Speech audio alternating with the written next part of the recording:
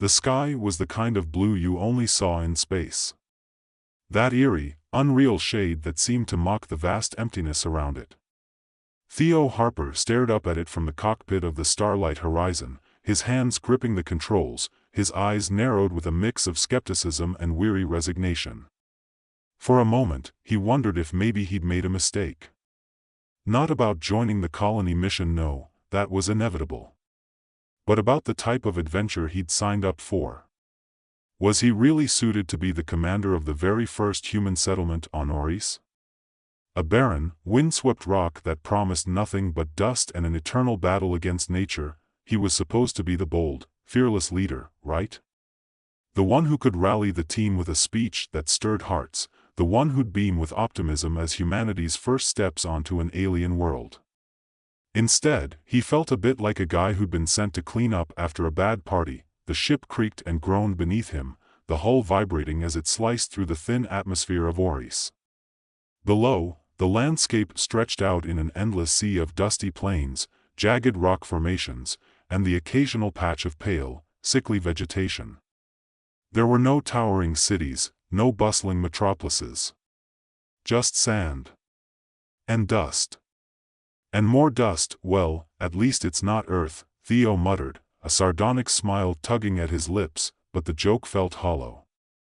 Earth was a dying planet, choked by pollution, food shortages, and an energy crisis that had humanity teetering on the brink of collapse. The Starlight Horizon was humanity's last hope, carrying with it a cargo of the best and brightest minds, all of them eager to claim Oris as their new home. Everyone seemed so damn optimistic, so full of hope. And yet, Theo could already sense the creeping realization that they might be running away from something, or maybe they were running out of time. Either way, they weren't running to anything all that special. From his seat, he could see the colony's landing site in the distance. A cluster of half-built domes and construction drones still buzzing around, like oversized ants working on a project that had no real end in sight. A few engineers stood out in the harsh sunlight, wearing what looked like pressurized suits and helmets, because Oris wasn't exactly the kind of place you could hang out in without proper gear. The temperature was a constant, unbearable furnace. The atmosphere was mostly carbon dioxide, with a little nitrogen thrown in. Hardly the stuff of dreams. The colony was functional, but it wasn't anything to write home about. What do you think? Theo asked, flicking the comm to life. The voice on the other end belonged to Maggie, one of the colony's top engineers and his ex-wife. It wasn't the first time she'd been on his comms when things went sideways, but this time, there was an unfamiliar edge to her tone. About what? The fact that we're stranded on a dead planet that might not even have the resources we need to survive? Maggie said, the sarcasm unmistakable. Or the fact that every time we try to mine something, the ground shakes like it's having a meltdown? Theo chuckled bitterly. Both. But hey, we're the pioneers. We can handle it. We're humans. What could go wrong? Maggie didn't laugh. Honestly, I think something's wrong, she said, the hesitation in her voice making Theo sit up a little straighter. I've been monitoring the soil samples we've collected, and there's a fluctuation in the minerals. It's weird. Nothing we've seen before. The ground isn't just dead. It's alive. I don't know how to explain it. Theo frowned, pulling the ship into a slow orbit around the colony's main structure. What does that mean, exactly? I don't know. But something's messing with the balance. I've got a bad feeling about it. I'll be there in 5, Theo said, cutting the comm. The rest of the descent to the landing site felt like it took forever. There was something about Oris that made the air feel heavier, like the planet itself was holding its breath, waiting for something to happen. When the Starlight Horizon finally touched down with a soft thud, Theo was out of his seat before the landing gear had fully engaged. The first thing that hit him when he stepped onto the surface wasn't the heat, though that was enough to make his skin feel like it was being slowly roasted alive. It was the smell, or rather, the lack of one. Most planets had some kind of odor, even if it was just the scent of raw minerals, or the tang of ozone. But Oris was empty. It smelled like nothing. And somehow, that felt wrong. Maggie was waiting for him, standing by a stack of equipment near one of the colony's hastily erected modules. Her face was pale, drawn tight with concern. It wasn't just the heat something had her rattled, and it wasn't the normal colony stress. We've been digging for weeks, Maggie said, her voice low, but we've barely made any progress. The ground keeps shifting. And the more we dig, the more unstable it feels. Theo raised an eyebrow. Instability, huh? You sure it's not just the equipment acting up? No, Maggie said sharply. It's not the equipment. I'm telling you, something's down there. I don't know what, but it's affecting the entire ecosystem. Theo took a deep breath, looking out over the barren horizon. In the distance, he could see the mining crews toiling away under the sun, unaware of what Maggie was talking about. He felt a flicker of doubt, not in Maggie, but in the mission itself. Was this really the right place to settle? They hadn't even gotten past the initial resource extraction, and already there were problems. Big ones. Just as he was about to speak, the ground beneath their feet suddenly shuddered, a deep rumble that made the air crackle with tension. It wasn't just an earthquake. It was something more deliberate. The earth seemed to be alive. A low, guttural sound followed, like a groan from deep within the planet's core. Maggie turned to him, her eyes wide with a mix of fear and disbelief. What the hell was that? Theo didn't answer. He was already running toward the nearby excavation site, his boots pounding the hard earth. The vibration was growing stronger, more insistent. Something beneath the surface was waking up, something that didn't like being disturbed. The workers were already in motion, shouting as they tried to stabilize their equipment. A large drill had gone haywire, spinning wildly as it tore into the soil. Theo could see it now. The ground was cracking, splitting open, as though it were alive and struggling to contain whatever was within. Get back! Theo yelled, waving for everyone to move away from the drilling site. He pushed past them, his mind racing. Whatever was going on, they needed to shut it down now. They needed to figure out what was happening beneath them before it escalated further, but as he neared the drill, he stopped short. There was something there. Something had surfaced, something that shouldn't have. It was hard to describe. It looked like an old, weathered structure, buried deep in the soil, its surface smooth and metallic. There were no signs of damage, no signs that it had been disturbed in centuries, and then, out of nowhere, a loud voice boomed across the colony's comms, "Do not proceed." The voice that crackled through the comms was neither human nor mechanical. It had a resonance, like the deep hum of a cello string vibrating in a cathedral, and yet, it also felt organic. As if the words themselves had a pulse, a breath. Theo froze. His eyes darted to Maggie, who stood beside him, her face pale, lips parted in disbelief. Did we just hear that?" she whispered. But she didn't need to ask. They both knew the answer before Theo could respond. The ground beneath them rumbled again, deeper this time, like a groan from the very bowels of the planet. The workers who had been milling around the excavation site scattered, shouting in confusion. A few ran toward the shelters, while others, still dazed, tried to make sense of the event. But Theo wasn't listening to them. His mind was racing, and all he could focus on was the command that had just echoed in his ears, "Do not proceed." The voice was still reverberating in his skull, pressing against his temples, almost suffocating. His instincts kicked in, and he knew they had to move. They couldn't stay here. Not with whatever that was stirring beneath the surface. But then, in the distance, he saw it. Something rising slowly out of the earth, a dark, twisted shape that seemed to pulse with life, as if the planet itself were giving birth to something that had been long hidden. "What the hell is that?" Maggie's voice was thin, almost a whisper. Theo didn't answer. He knew exactly what it was. He had no idea what it was, but the alien shape emerging from the ground felt like a warning. It was the way it moved, or rather, didn't move, that gave it its presence.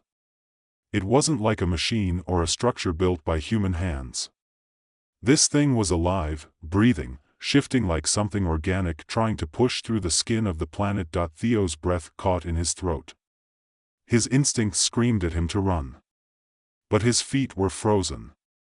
The workers around him were paralyzed as well, staring at the massive object, which seemed to be unfolding before them in slow motion, and then, with an explosive sound that made the air hum, it erupted from the earth with terrifying speed, sending debris flying in every direction.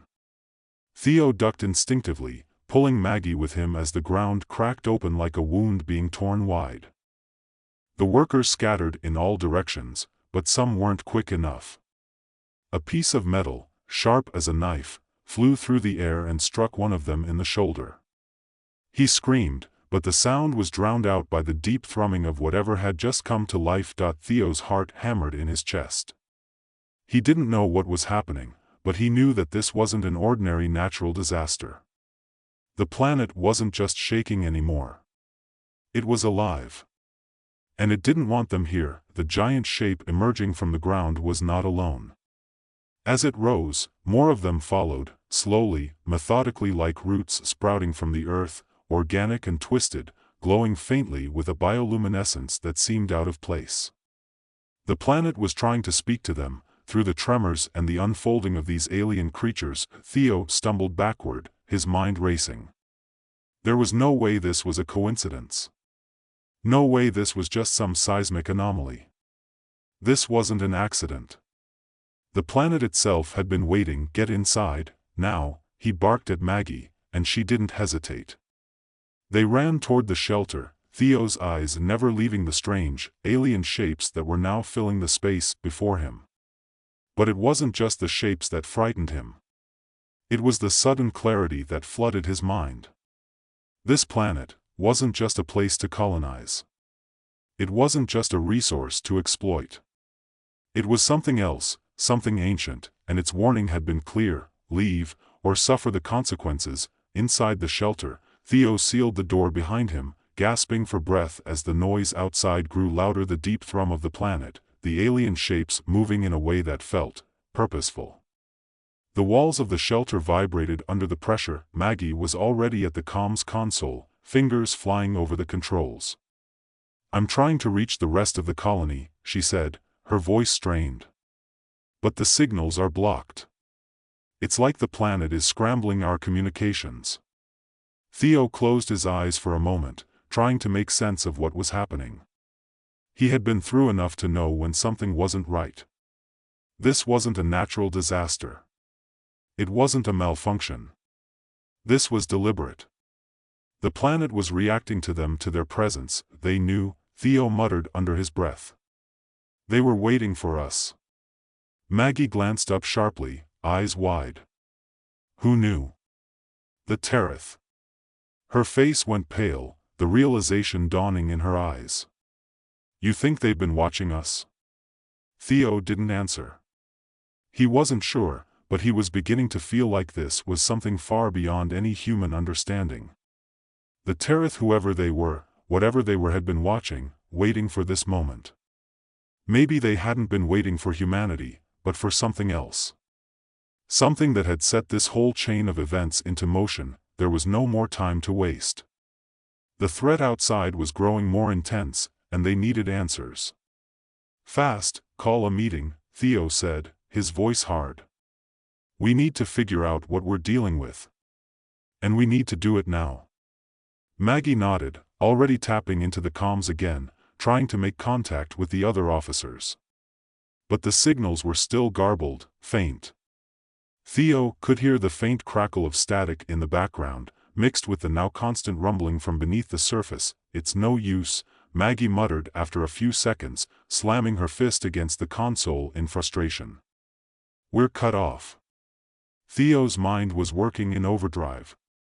The planet was speaking, and they were too late to stop it. The colony, the whole mission, it was all at the mercy of whatever force was trying to push them out.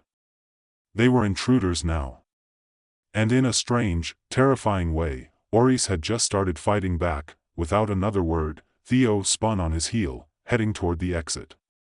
The whole planet was alive, and if they were going to survive, they needed to find out why. The next few hours felt like they were stretched out across eternity. Theo and Maggie, along with a small team of engineers and scientists, had gathered in the command center. The once sterile, controlled environment had now become a war room, the air thick with tension and uncertainty. Maps of the colony, along with data from the surface scans, littered the walls, but none of it made sense anymore. There were no clear answers, just questions that piled on top of one another. "We've got to go back to the dig site," Maggie said, her voice firm despite the fear in her eyes. "Whatever's down there, that's where it's all coming from. That's where the heart of this thing is." Theo nodded grimly. "But it's not just the dig site, Maggie. It's the whole damn planet. Something's changing, and we don't have much time." He turned to the team, his gaze intense. "We need to get to the core of whatever's causing this. If Oris is waking up, then we need to understand why. And if we're too late, we need to be ready for whatever's coming next." There was a murmur of agreement, but the unease in the room was palpable. No one knew what was coming, only that it wasn't good. Theo exhaled sharply. The uncertainty, the fear, it wasn't new. He'd dealt with worse before. But this? This was something else. This was beyond anything humanity had ever faced. "Get your gear," he ordered. "We're heading back out." The planet had just made its first move. Now it was time for humanity to respond. The storm outside had grown violent by the time they reached the surface, a violent wind whipping through the air, carrying with it sand and dust, making the landscape almost impossible to navigate. But the real storm, Theo knew, was below their feet. It was there, deep in the ground, where the planet's ancient heart was stirring. The team moved quickly, all of them covered in dust and sweat, their faces obscured by the thick visors of their helmets. The shelter's outer airlock shut behind them with a soft hiss, leaving only the muffled sounds of breathing and the growl of distant tremors. Theo, leading the way, scanned the horizon. Nothing had changed. The earth still shifted beneath them, and there was still no sign of anything living, at least, nothing they could see. But the feeling in the air was different, thick with something unseen. "Stay sharp," he muttered, his voice crackling over the comms. "This isn't just a seismic shift.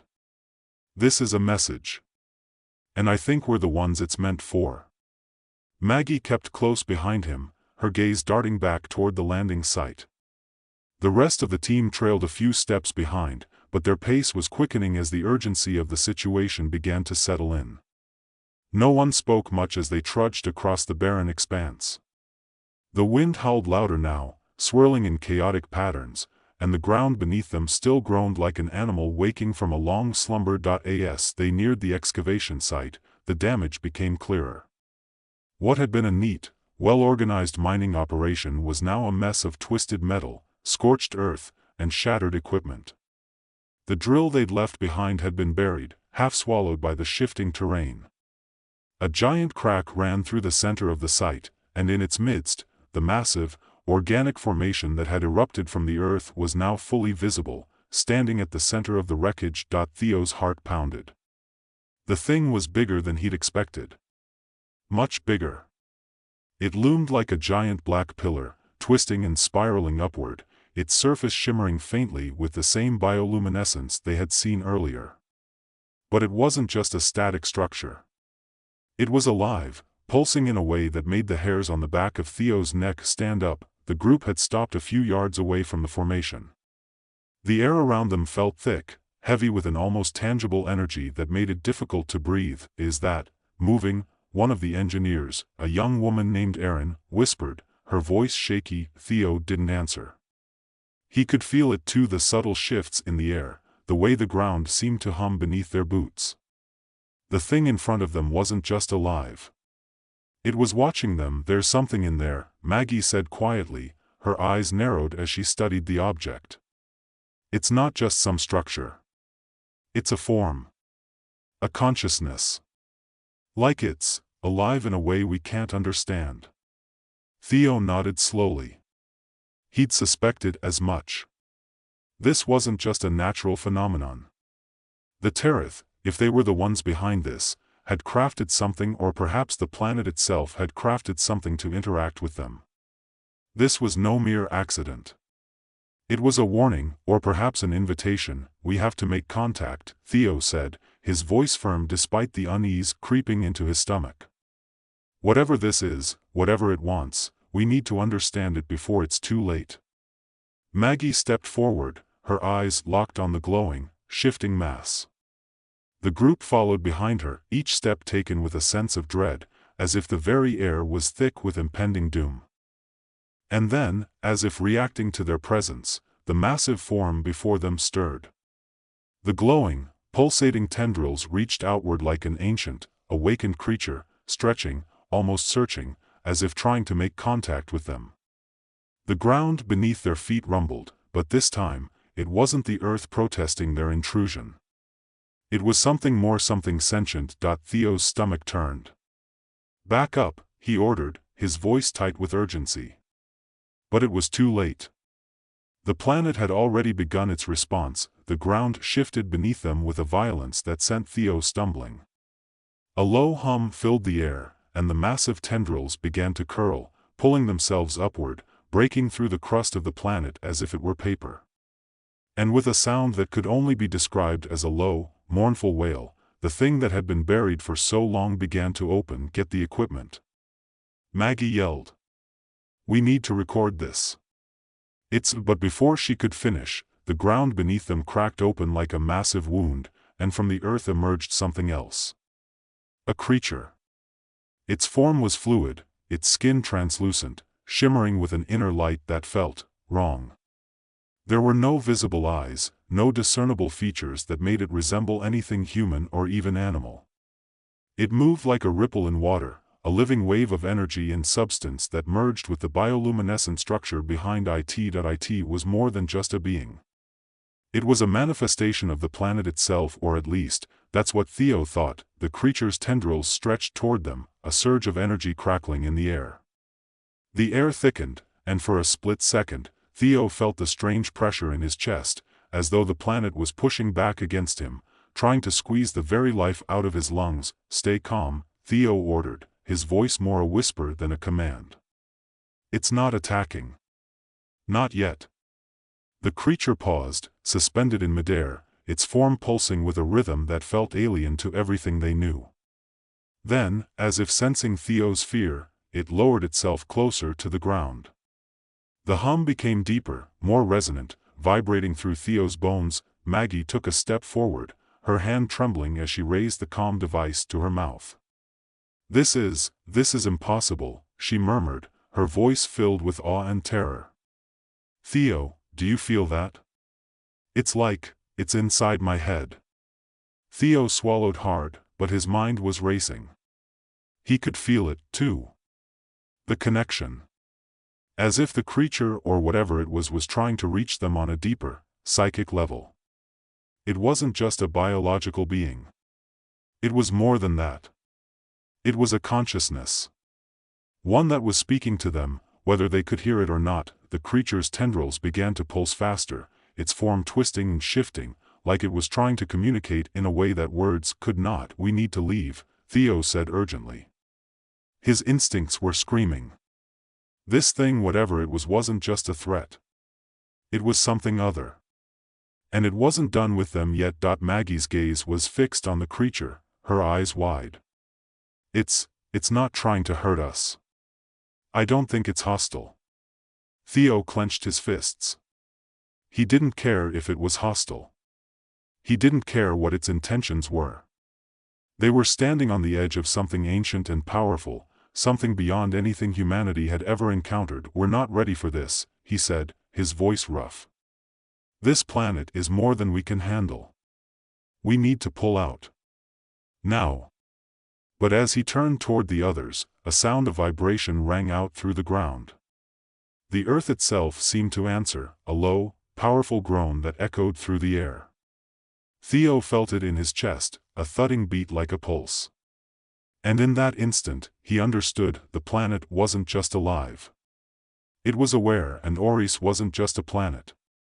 It was a living ecosystem, a biosphere that had adapted, evolved, and survived protected by the Tarrith, who were its stewards, its guardians. They hadn't come here to conquer. They hadn't come to destroy. They had come to preserve. To stop humanity from making the same mistakes they had made on Earth. The choice was clear. The humans could leave. They could abandon Oris and live to fight another day. Or they could stay. And if they stayed, they would have to make peace with the living planet and its guardians. Theo knew what the right choice was. "We're leaving," he said quietly, turning to face the shelter. His voice was filled with finality. Maggie hesitated, but then she nodded, turning with him as the team moved quickly toward the exit. They weren't alone on Oris anymore, and neither were the Tarrith.